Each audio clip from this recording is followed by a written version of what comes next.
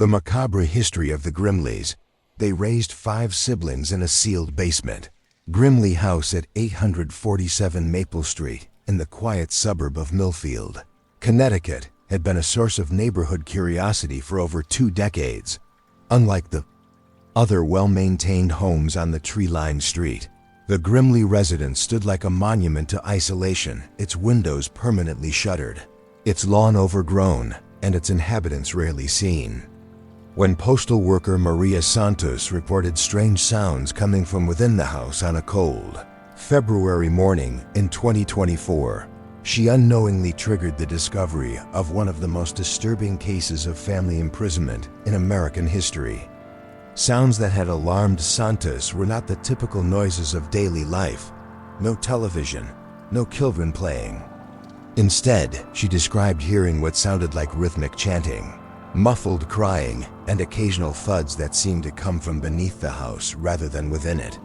When police arrived to conduct a welfare check, they found a property that appeared abandoned from the outside, but showed subtle signs of recent habitation. Fresh tire tracks in the driveway, recently delivered mail, and electrical usage that suggested someone was living inside. Richard and Margaret Grimley had purchased the house in 1998, shortly after the birth of their first child. To their neighbors, they seemed like a typical young family seeking a quiet suburban life. Richard worked as a freelance computer programmer, allowing him to work from home, while Margaret had been a registered nurse before becoming a full-time mother. Their reclusive behavior was initially attributed to the demands of raising young children and Richard's preference for working in solitude. What the community didn't realize was that the Grimleys were members of an extremist religious sect that preached complete separation from the corrupted outside world. The couple had gradually embraced increasingly radical beliefs about child rearing, education, and spiritual purity that would eventually lead them to make a decision that defied all concepts of parental love and responsibility. When police finally gained entry to the Grimley house through a court order, they discovered a residence that appeared normal on the main floor, but concealed a horrifying secret in its basement. The basement had been completely sealed off from the rest of the house, converted into what could only be described as an underground compound, designed to house human beings in complete isolation from the outside world. The basement space had been divided into several small rooms connected by narrow corridors, each serving a specific purpose in what the Grimleys called their purification sanctuary. The central room served as a combined living and worship space, while smaller chambers functioned as sleeping quarters, a makeshift classroom, and what appeared to be a punishment cell with bare concrete walls and no furniture. Inside this underground compound, investigators found 5 children ranging in age from 6 to 22 years old. The oldest, later identified as Thomas, had never left the basement since his birth in 2002. His 4 younger siblings, Sarah, Michael, Rebecca, and David, had similarly spent their entire lives in the sealed underground space, completely cut off from human civilization, except for their interactions with their parents and each other. The children's initial reaction to the presence of police officers was one of terror and confusion rather than relief. They had been taught that the outside world was filled with demons and corrupted beings who would destroy their souls if they ever made contact.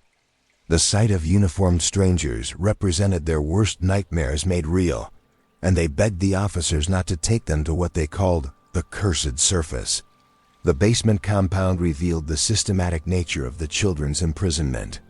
The Grimleys had created a completely self-contained environment where their children could live, learn, and worship according to their extremist beliefs without any exposure to outside influences. The space was equipped with basic utilities, crude educational materials, and religious texts that formed the entire basis of the children's worldview. The children's education had been limited to basic literacy and numeracy skills, combined with intensive religious indoctrination that portrayed the outside world as a place of ultimate evil. They had been taught that their basement sanctuary was the only pure place left on earth, that their parents were prophets protecting them from spiritual contamination, and that their isolation was a sacred duty that would eventually be rewarded with divine salvation. Medical examination of the 5 siblings revealed the devastating physical toll of their underground imprisonment. All showed signs of severe vitamin D deficiency from years without sunlight, malnutrition from inadequate diets, and developmental delays consistent with social isolation and sensory deprivation. The youngest children had never developed normal speech patterns, communicating primarily through a mixture of invented words and religious phrases taught by their parents. The psychological evaluation of the children was even more disturbing. Years of isolation and indoctrination had left them with profound anxiety about the outside world, difficulty understanding basic social concepts, and an almost complete inability to relate to people outside their immediate family. They exhibited symptoms consistent with severe Stockholm Syndrome, defending their parents' actions and expressing fear about being separated from their underground sanctuary. Investigation into the Grimleys' background revealed the gradual progression of their extremist beliefs and the careful planning that had gone into creating their basement compound. Richard Grimley had used his computer skills to research isolation techniques and self-sufficient living, while Margaret had utilized her medical training to provide basic health care for their imprisoned children. The couple had convinced themselves that they were performing a sacred duty by protecting their children from what they saw as an increasingly corrupt and dangerous world. They had developed elaborate justifications for their actions, portraying their basement compound as an ark preserving pure humanity until the outside world could be cleansed of its evil influences. The children's daily routine had been rigidly structured around religious observances, basic education, and what their parents called purification rituals. These rituals included prolonged periods of fasting, meditation, and confession of impure thoughts about the outside world. Children who expressed curiosity about life beyond the basement were subjected to intensive re-education sessions designed to reinforce their fear of the surface world. The basement compound also contained evidence of the psychological manipulation techniques employed by the Grimleys to maintain control over their children. The walls were covered with religious artwork depicting the horrors of the outside world and the divine protection offered by their underground sanctuary. The children had been taught to view any desire for freedom as evidence of spiritual corruption that required immediate correction. The discovery of detailed journals kept by both parents revealed the systematic nature of their operation and their complete lack of awareness about the harm they were causing their children. They described their basement compound as a divine experiment in raising children free from worldly corruption, documenting their children's development with clinical detachment, while expressing pride in their isolation from normal society. As investigators worked to understand the full scope of the Grimley operation, they discovered that the family had been receiving occasional visits from other members of their religious sect. These visitors had been aware of the children's imprisonment, but had viewed it as a legitimate expression of religious devotion rather than child abuse. The revelation suggested that the Grimley case might be part of a broader network of families practicing similar forms of extreme isolation. As Chapter 1 concluded, the 5 Grimley children were beginning the challenging process of adapting to a world they had been taught to fear and avoid. Their rescue marked the end of over 2 decades of imprisonment, but it was only the beginning of an even longer journey toward healing and integration into the society they had been hidden from since birth. The rehabilitation of the 5 Grimley siblings proved to be one of the most complex psychological challenges ever undertaken by Connecticut's Child Protective Services. Dr. Lisa Hamilton, a specialist in cult programming brought in from Yale University, described the children as existing in a psychological state that had no precedent in modern therapy. Individuals who had been raised to view the entire outside world as fundamentally evil and dangerous. The oldest child, Thomas, became the key to understanding the family's twisted dynamics, and the sophisticated psychological control system his parents had created. At 22 years old, he had spent his entire life believing that he was one of the chosen few destined to survive an apocalyptic cleansing of the earth. His worldview was so fundamentally distorted that simple concepts like traffic, television, and social interaction were incomprehensible to him. Thomas's testimony revealed the intricate daily routines that had governed life in the basement compound. Each day began with what the family called purification prayers, followed by basic education sessions where the children learned reading, writing, and arithmetic alongside intensive religious indoctrination. The afternoon was devoted to spiritual exercises that included meditation, confession of impure thoughts, and recitation of religious texts that reinforced their isolation. The children's education had been carefully curated to exclude any information that might make them curious about the outside world. They had been taught basic academic skills using religious texts and materials created by their parents, but they had no knowledge of history, science, geography, or culture beyond their basement sanctuary. Their understanding of the world was limited to the apocalyptic mythology their parents had constructed around their imprisonment. Investigation into the Grimleys religious sect revealed a network of extremist families practicing various forms of isolation and separation from mainstream society. The sect, calling itself the Pure Remnant, preached that the end times were imminent and that true believers needed to separate themselves completely from worldly influences to avoid spiritual contamination. The Grimleys had taken these teachings to their logical extreme by literally burying their children underground. The psychological manipulation employed by Richard and Margaret Grimley was particularly sophisticated for individuals with no formal training in psychology or social control. They had created an elaborate reward and punishment system that reinforced their children's dependence, while discouraging any thoughts of escape or rebellion.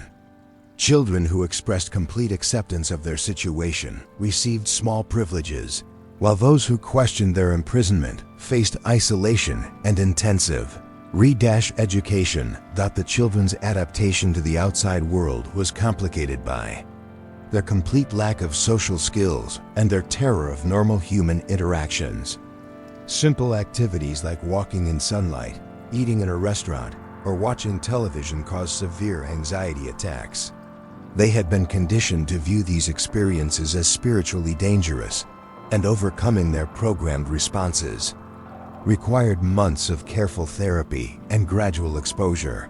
The medical treatment of the siblings required innovative approaches to address health problems that were virtually unknown in modern pediatric medicine. Years of vitamin D deficiency had caused severe bone development issues, while limited nutrition had stunted both physical and cognitive development. The constant stress of their confined environment had also caused various psychological manifestations that required both medical and therapeutic intervention.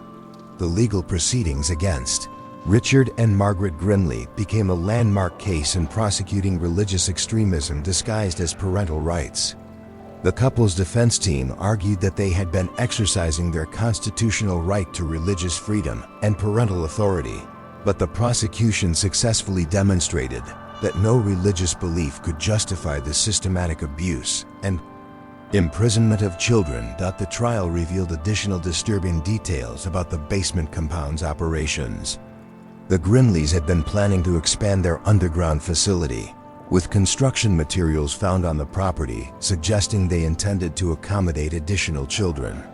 They had also been in contact with other sect members about establishing similar compounds, indicating that the Grimley case might have been the beginning of a much larger operation. The children's testimony during the trial was heartbreaking and difficult for court observers to witness.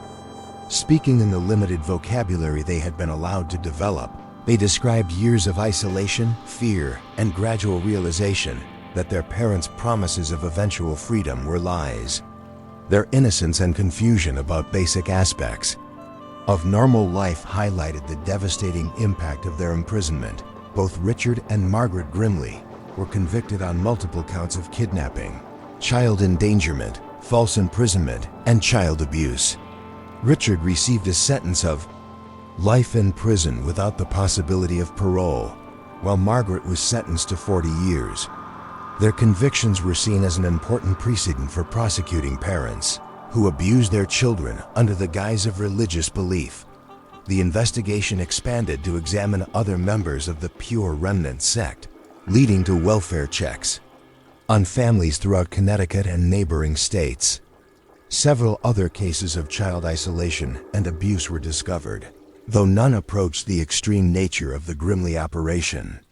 The broader investigation led to the arrest of several sect leaders and the rescue of additional children living in conditions of religious extremism.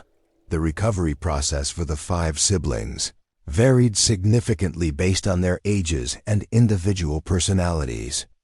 The younger children adapted more quickly to outside life, their developing brains allowing them to process new experiences and gradually overcome their programmed fears.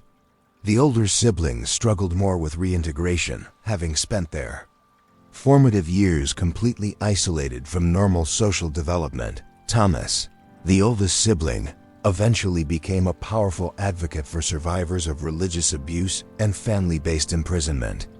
His journey from terrified cult victim to articulate spokesperson demonstrated the remarkable capacity of the human spirit to overcome even the most systematic attempts at psychological control. He worked with law enforcement agencies to develop new approaches for identifying and investigating similar cases. The basement compound was completely sealed after investigators completed their work, but extensive documentation was created for use in training social workers and law enforcement officers to recognize signs of family-based imprisonment. The house itself was eventually demolished, with the lot converted into a small park dedicated to children who have suffered abuse and isolation. The 3 younger Grimley children were eventually placed with specialized foster families trained in dealing with extreme cases of religious abuse and social isolation. Their integration into normal family life was gradual and challenging, but all 3 eventually learned to navigate the outside world and build meaningful relationships with their foster families and peers. Sarah, the only daughter among the siblings, discovered a talent for art that helped her process her trauma and express emotions she had been forced to suppress during her captivity. Her artwork became a powerful tool for therapy and eventually evolved into a career that allowed her to help other survivors through creative expression.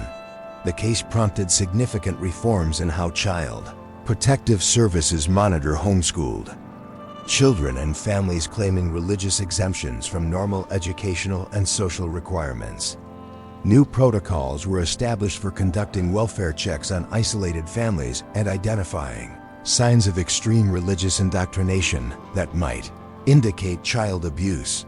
The memorial created for the Grimley children features 5 trees planted in the park that replaced their former prison, each chosen by one of the siblings to represent their journey from darkness to light.